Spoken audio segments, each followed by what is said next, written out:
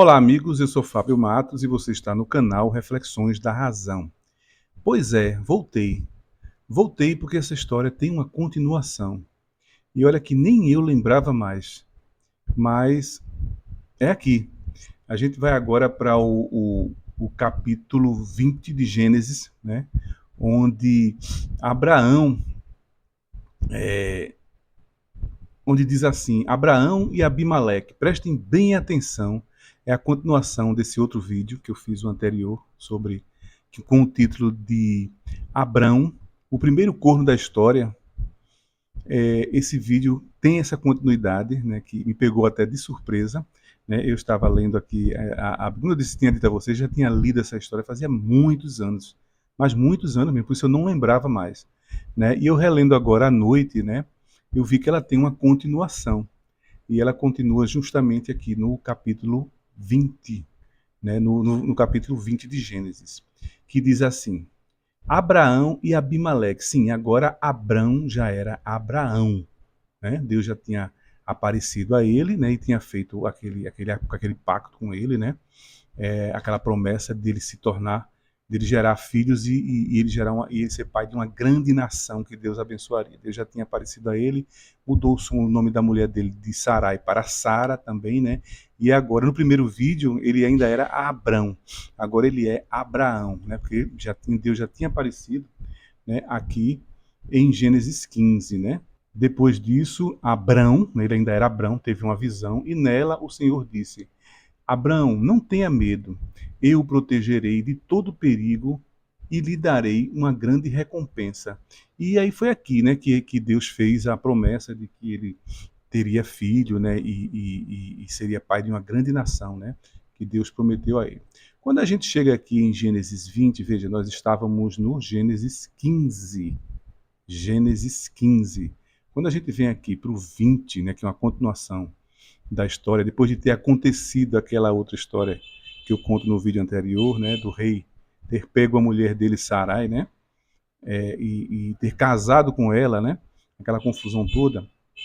Aí veja o que é que diz aqui Gênesis no capítulo 20, né? Abraão e Abimeleque. Abraão saiu de Manre, ou Manre, né, foi para o sul, deixa eu grifar aqui.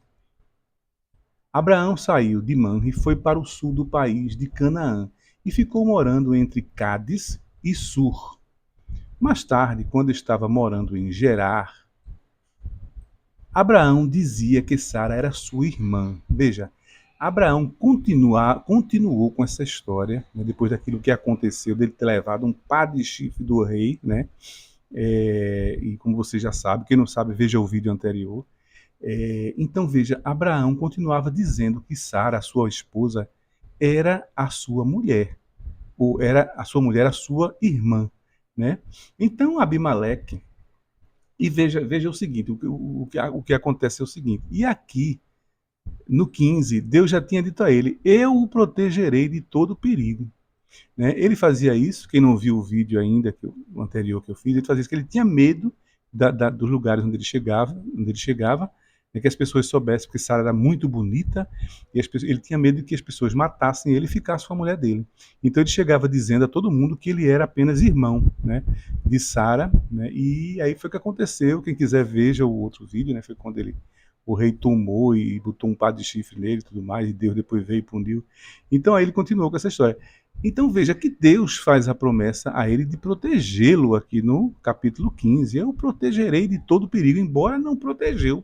Né? Mas vamos dizer que lá Deus não tinha prometido ainda proteger. Deus já tinha aparecido a Abraão, ele ainda era Abrão, né? Deus não tinha prometido proteger, mas disse que o abençoaria, né? Que ele seria pai de uma grande nação e ele abençoaria as outras nações através dele. Né? E aí aconteceu aquele fato, né? De que eu conto no outro vídeo. E então aqui, mas só que aqui no 15, no capítulo 15, Deus diz sim que protegia ele. E por que que ele diz, por que que ele continua aqui com a mesma mentira, se utilizando da mentira? Por que que ele não confia na proteção divina aqui? Né? Ele confia muito mais na mentira, né, em dizer assim que Sara era sua irmã, em vez de mulher, com medo que as pessoas o matassem para ficar com a mulher dele, né? Do que confiar na proteção divina. Veja que Abraão era um cagão com relação à fé, né? A fé em Deus, a fé com relação à proteção divina, ele não confiava. E realmente não tinha por que confiar, né? Porque Deus já tinha feito o que fez com ele, né? Ele tinha um pé atrás com Deus com relação à proteção divina. Ele não acreditava na proteção divina. Quer dizer, mesmo Deus tendo prometido, né, proteger ele, ele continuou dizendo aqui, ó, tá vendo, que Sara era sua irmã. Então ele gostava de levar chifre, na verdade. Das duas, uma, ou ele não confiava na proteção divina, preferia um corno vivo do que um corno morto. Né? Porque eu acho que ele dizia, não, eu não vou confiar não, porque senão eu posso morrer e ainda tomarem a minha mulher. Né? Vão ficar com a minha mulher e ainda vão me matar, eu vou ser um corno morto. Então eu prefiro ser um corno vivo. Eu digo que ela é minha irmã, eles tomam a minha mulher, mas eu continuo, permaneço vivo. Acho que foi isso que aconteceu, que passava pela cabeça dele, que ele não confiava. Aí eu insisto, mesmo, veja aqui, mesmo Deus tendo aparecido a ele, Deus apareceu a Abraão, o texto mostra que ele apareceu, né? Você vê no outro vídeo, você vai ver que eu mostro esse vídeo. Mas Abraão, mesmo assim, ele não confiava, né? Abraão era o tipo de gente que ele não tinha fé na existência de Deus, ele tinha certeza. Porque ele, como poucos aqui na Bíblia, segundo a Bíblia, ele viu a Deus. Né? Ele esteve diante de Deus, né? Então ele nem dizia que tinha fé na existência dele, ele dizia que tinha certeza, porque ele viu o próprio Deus. Mas mesmo assim, ele não confiava na proteção divina. Porque ele preferia se utilizar da arma do diabo, que é a mentira, né, para poder preservar a sua vida. Né? A proteção divina parece que é uma coisa meio incerta, né, para ele. Já a mentira não. A mentira ele achava que poderia o torná-lo, deixá-lo permanecer vivo, né? Que ele permanecesse vivo, né? Aí continuando a leitura, mais de noite, num sonho, vejam, prestem atenção. De noite, num sonho, Abraão dizia que era sua irmã. Então Abimeleque, continuando aqui a leitura, então Abimeleque, rei de Gerar, mandou que trouxessem Sara para o seu palácio. Mas aconteceu novamente. Dessa vez foi Abimeleque, o rei de Gerar, né? Mandou trazer. Ela era tão bonita que os reis, ninguém resistia a ela, né? O cara tinha poder, era um rei, mandava trazer na hora, né? Mas de noite, veja, na mesma noite, você vê, num sonho, Deus apareceu a Abimeleque e disse: você vai ser castigado com a morte, porque a mulher que mandou buscar é casada. Vejam, agora sim, agora Deus fez o que ele deveria ter feito lá com o outro rei, na história que eu conto no vídeo anterior. Né? Era isso, era essa atitude, ou outra qualquer, né, de ter aparecido, né, já que ele protegia, que Abraão era um protegido dele, que ele tinha uma promessa com Abraão. Era para ele ter feito a mesma coisa e não fez. E o texto não diz por que ele não fez. Então isso abre um leque muito grande de especulação. Eu tenho certeza que muitas pessoas, muitos religiosos, têm explicação para aquele texto, porque que Deus não fez o que ele fez aqui, ó, com Abimeleque. Né? Ele em sonho, ele advertiu, ele avisou Abimeleque. E no outro não, ele permitiu que o rei caísse naquela roubada, e aí ele preferiu punir o rei e sua família. Né? Usou de uma justiça injusta, né, que é de punir o cara que estava inocente na história, que ele não sabia, achava que era irmã, né, que Abraão dizia a mesma coisa, chegava dizendo nos cantos que ele chegava, ele dizia que era irmã dele, né, e então Deus pune, né, injustamente, e ainda pune a família do cara. Né, então aqui, ó, Deus aparece a Abimeleque. Abimeleque, continuando, Abimeleque ainda não havia tocado em Sara. Né? No outro texto diz que o rei já tinha casado com ela. Então, certamente tinha tocado, né? Tinha transado com ela já. Mas aqui nessa história, parece que foi tudo aconteceu no mesmo dia. Ele mandou buscar Sara e Deus aparece no sonho dele à noite. Né? Aí Abimeleque ainda não havia tocado em Sara e por isso disse: Senhor, eu estou inocente. Será que vais destruir a mim e o meu povo? Vejam só o que é que ele diz. Eu estou inocente, como o outro também estava.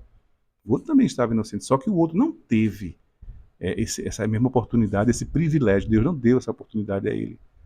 né, de adverti-lo, olha, você está com uma mulher casada, e eu não admito isso, eu não admito.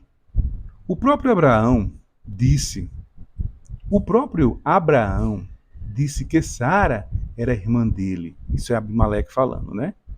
E ela disse a mesma coisa. Veja, os dois mentiam. Todos os dois aqui não tinham fé na proteção divina. Eles dois não acreditavam na proteção divina.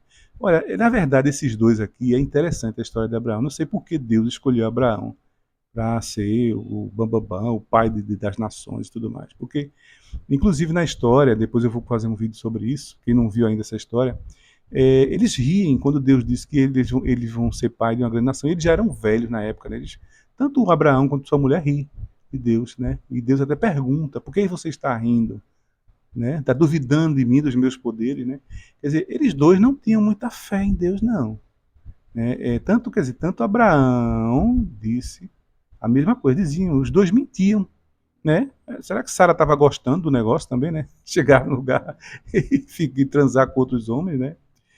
Aí, o que eu fiz foi de boa fé e não sou culpado. Certo, realmente, fez de boa fé, né? O cara podia realmente pegar a mulher dos outros e como não era mulher, era irmã, né?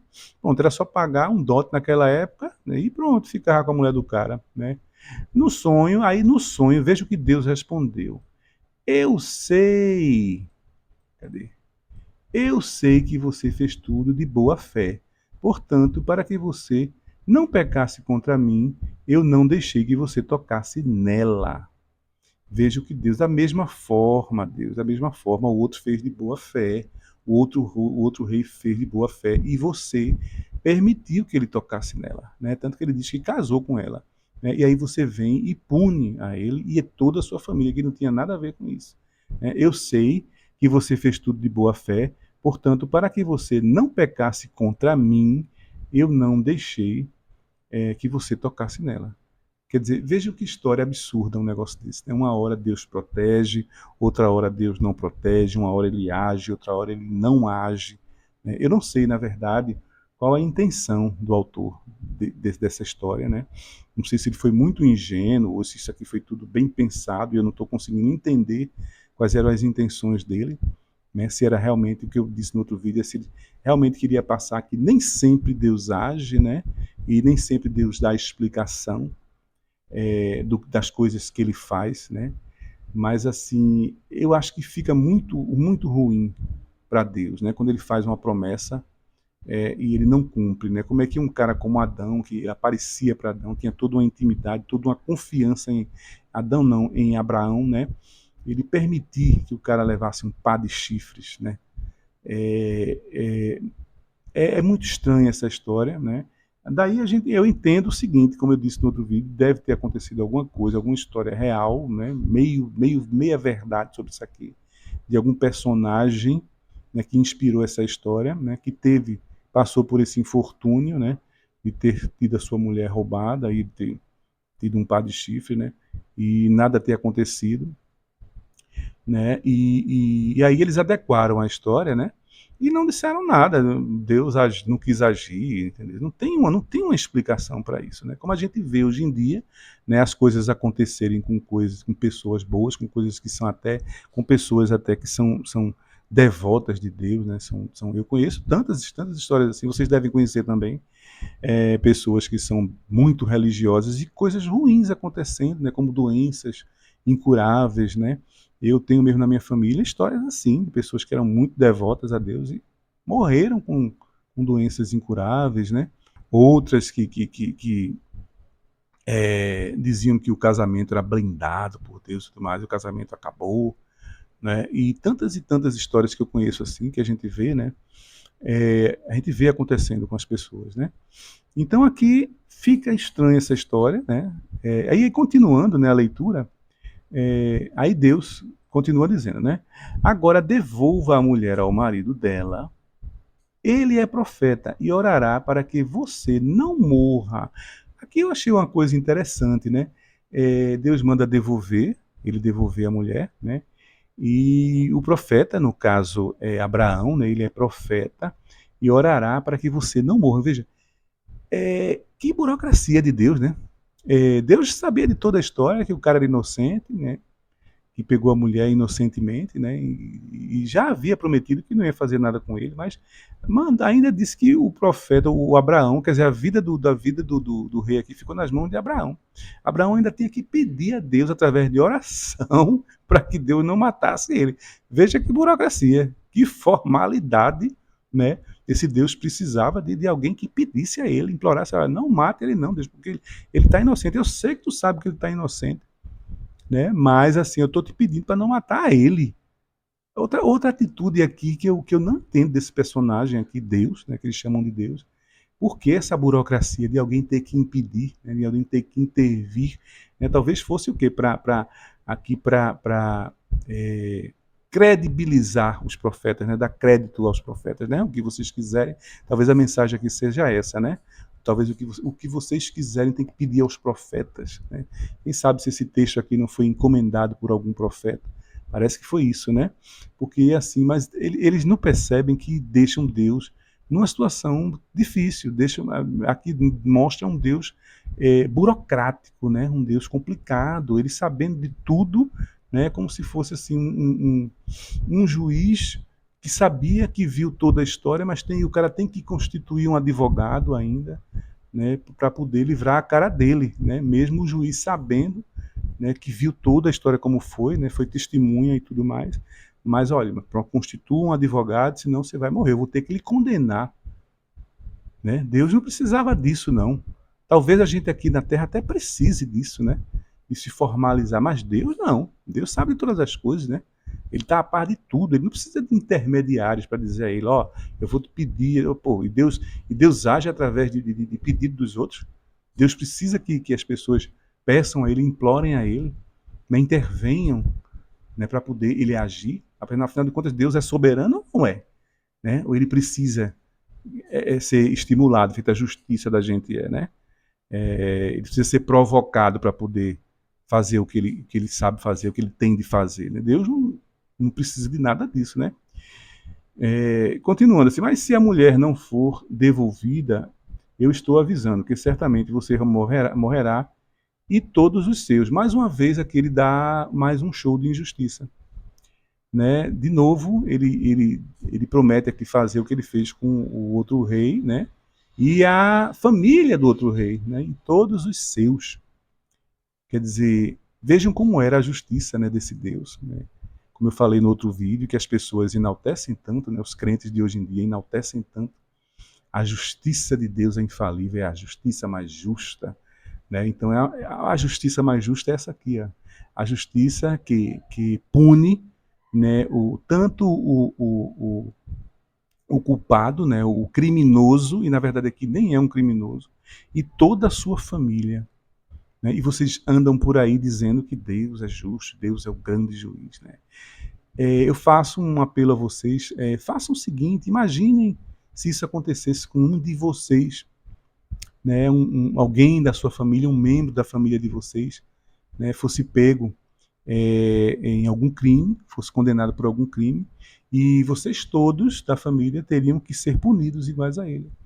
Né? Um filho, um pai, uma mãe, um irmão de vocês fossem punidos, fossem pegos, né, em flagrante delito, e a justiça da gente dissesse que não, vai ter que pagar você e toda a sua família. Onde é que, em qual canto do universo isso é justo? Você acharia justo isso? Você ser punido por causa de um parente seu que cometeu um crime? Então, é o que Deus, o seu Deus aqui, que você diz que é infalível, que a justiça dele é infalível, né? É a justiça mais justa que se existe, né? Não existe melhor justiça do que a dele, né? Ele faz isso aqui. Ele pune os membros da família, né? E aí a história continua dizendo que no dia seguinte Abimeleque levantou-se bem cedo, chamou todos os seus servidores, contou o que havia acontecido e eles ficaram com muito medo. Em seguida, Abimeleque chamou Abraão e disse: Veja o que você fez. Deu um pale mesmo em Abraão, veja o que você fez. Que mal tão grande, né? Como é? Veja o que você fez. Que mal eu lhe causei. Cadê? Veja o que você fez. que mal eu lhe causei para que você fizesse cair sobre mim e sobre o meu país a culpa de um pecado tão grande? Isso é coisa que se faça, né? O que é que você estava pensando quando fez isso? Ele pergunta, ele indaga a Abraão, né? O porquê, né? Que foi o mal que ele fez a ele, né? Que quase que Deus arrasa com tudo, né? Com ele e a família dele, né? Aí Abraão responde o seguinte: eu pensei que neste lugar ninguém respeitasse a Deus e que me matariam para ficar com minha mulher. Porra, Abraão, mas Deus não disse a tu que ia te proteger? Por que tu vem dizer um negócio desse aqui? Né? Deus era para punir Abraão aqui, né? Porque ele não teve fé. Né? A gente podia até dizer, não, Deus, eu até conjecturei isso lá no outro vídeo. Não, o pecado, o erro de Abraão aqui foi não ter confiado em Deus, apesar de que Deus não tenha nem oferecido proteção a ele naquela outra situação. Mas olha aqui, ele aqui do mesmo jeito. Deus prometeu a ele que o protegeria e ele continuou, né, sem acreditar na proteção divina, né? Eu pensei que neste lugar ninguém respeitasse a Deus e que me matariam para ficar com minha mulher. Sim, mas e a proteção que Deus te prometeu? Mesmo que fosse, mesmo que as pessoas aqui nesse lugar não respeitassem a Deus, né, e te ameaçassem te matar, mas Deus iria te proteger. Cadê a tua fé, Abraão? Cadê a tua fé? E eu pergunto a Deus, Deus, é nesse homem aqui que tu confiasse para ser a tua grande nação? Né? Foi nesse homem que tu fizesse um pacto com ele para fazer uma grande nação, um homem que não confia em ti. É isso que eu te pergunto. Que eu te perguntaria se tu fosse real. Né? Foi nesse homem aqui, esse belíssimo homem que não confia em você. Aí diz, além disso, Sara é de fato minha irmã, mas só por parte de pai. E sendo assim, eu pude casar com ela. Olha aqui, outra patifaria aqui, ó. É um meio incesto aqui que Deus também faz vista grossa, né? Um meio irmão casar com uma meia irmã. É outra coisa que Deus fecha os olhos para isso aqui, para os incestos e para os meio incestos aqui, né? Então, quando Deus me tirou de casa, meu pai me fez, deixa eu ver se ainda tem mais alguma coisa importante aqui, né? Me tirou de casa, me fez estrangeiros, eu disse a Sara em todo lugar. Pronto. Então, quando Deus me tirou da casa do meu pai, né, e me fez andar por terras estrangeiras, eu disse a Sara, em todo lugar onde formos, faça-me o favor de dizer que sou seu irmão. Quer dizer, é uma história muito assim, controversa, entende? Uma história que demonstra que Abraão não tinha fé nenhuma, né? Embora Abraão tenha aquela história de que Deus, mais para frente, né, Deus manda uma prova, né, para que ele mate o próprio filho, e ele vai de pronto, ele não duvida, né? No caso Abraão, ele é muito obediente a Deus, mas ele não confia na proteção de Deus, porque Abraão é aquele que pega o próprio filho, acho que é Isaac, né? É Isaac, tem Isaac e Ismael, não me lembro qual é o nome dos dois, eu acho que é Isaac, né, que é o filho dele com a mulher, com a Sara, né? E Deus, para testar, né, a fé dele, né, a obediência dele, né, manda que ele sacrifique o filho. Mas quando chega lá e Deus aparece, né, em forma de anjo, ou é anjo que aparece, né, e diz que não faça isso, que você já provou, né, a sua obediência a Deus. Mas aqui ele demonstra claramente que ele não tem tanta fé em Deus assim, não, né? E também quando Deus promete que ele vai ser pai de uma grande nação, e ele já velho, ele ri, como eu já disse a vocês, ele ri de Deus, Sara também ri, né, como é que um velho, né, e ele até questiona, né, por que você está rindo, né. Então, assim, é uma história meio esquisita, né, porque Deus o tempo todo, ele sempre preza pela fé, né, pela confiança das pessoas, né, acredite em mim, né, essa é a grande palavra, né, que o grande ensinamento bíblico é esse, o tempo todo ele exigindo que se creiam nele, que acreditem nele, né? E a gente vê Abraão aqui é, titubeando dessa fé, né? Dessa proteção, né? Então, eu acho que aqui não tem mais nada irrelevante. Aí Abimeleque devolve Sara a Abraão, além disso, lhe deu ovelhas, né? O pobre ainda deu uma indenização, o cara não fez nada de errado, né? Além disso, ele deu alguma indenização aqui. Além disso, lhe deu ovelhas, bois, escravos e escravas. Quer dizer, ele disse, não, veja aí para teu Deus não faça nada por mim. Eu não tenho nada de errado, ele sabe disso, mas eu ainda tenho que te indenizar por causa disso. O erro, na verdade, foi de Abraão, né? O erro, na verdade, foi de Abraão. Ele é quem devia indenizar ele, né? Porque o mal que ele passou. E disse, olha, Abraão, aí estão as minhas terras, more onde quiser. O cara ficou com medo arretado, tá vendo? E Abimeleque disse a Sara o seguinte, estou dando o seu irmão, estou dando ao seu irmão 11 quilos e meio de prata para que vocês saibam que, que você está inocente, ó. Que Sara está inocente. Não, Sara não está inocente não, viu? Sara aqui, ela mentiu, né? Ela compactuou aqui uma mentira junto com seu marido, né? Assim todos saberão que você não fez nada de errado. Por causa disso, tinha acontecido com Sara. Veja, interessante esse final aqui, né? Por causa disso, do que tinha acontecido com Sara, a mulher de Abraão, o Senhor Deus havia feito com que nenhuma das mulheres do palácio de Abimeleque pudesse ter filhos. Abraão orou em favor de Abimeleque e Deus curou, e também curou a mulher dele e suas escravas. E assim puderam ter filhos novamente. Veja só, vejam que coisa maluca aqui, né? Que coisa louca, né? Eu pensei que a história já tinha terminado, mas não terminou, né? Mesmo Deus, um golinho d'água aqui.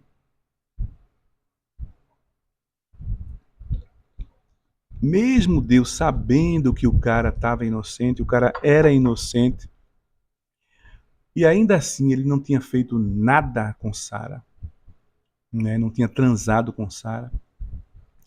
Mesmo assim, Deus ainda resolveu dar uma certa punição, não a ele, né? Mas havia feito com que as mulheres, o Senhor Deus, havia feito com que nenhuma das mulheres do palácio de Abimeleque pudesse ter filhos.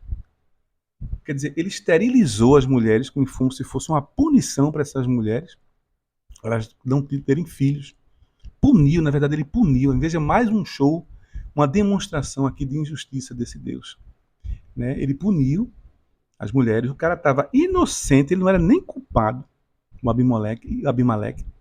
E mesmo assim, Deus ainda pune as mulheres do palácio. Acho que aqui eram as mulheres dele. Ele já tinha mulheres, né? E Deus esteriliza essas mulheres. Aí Abraão, e inclusive as escravas, suas escravas também, ó. Aí Abraão teve que orar em favor de Abimeleque e Deus curou. Aí foi quando Deus curou. Aquela coisa que eu dizia a vocês da burocracia de Deus, né? Vejam, gente, que coisa interessante, né? Agora concluindo,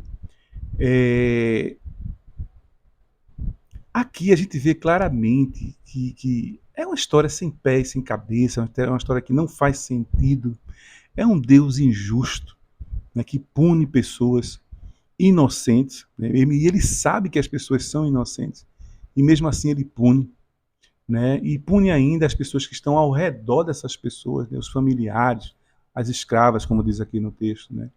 E eu não entendo qual a intenção de uma história dessa, né? E não entendo como é que as pessoas até hoje, né, ainda enaltecem um personagem desse que chamam de Deus, né? Que isso para mim é apenas um personagem de uma história nefasta, né, de um livro nefasto. Como é que as pessoas ainda enaltecem, engrandecem, né? Dizem que falam tanto da justiça de Deus, né? Que a justiça é o justo, é o Deus dos, né? Deus da justiça é o justo Senhor, né? Como é que as pessoas ainda falam que esse Deus não existe nada mais justo, mas nenhuma exemplo de justiça melhor ou maior do que a desse Deus, né? Então, gente, era isso que eu queria mostrar para vocês, né?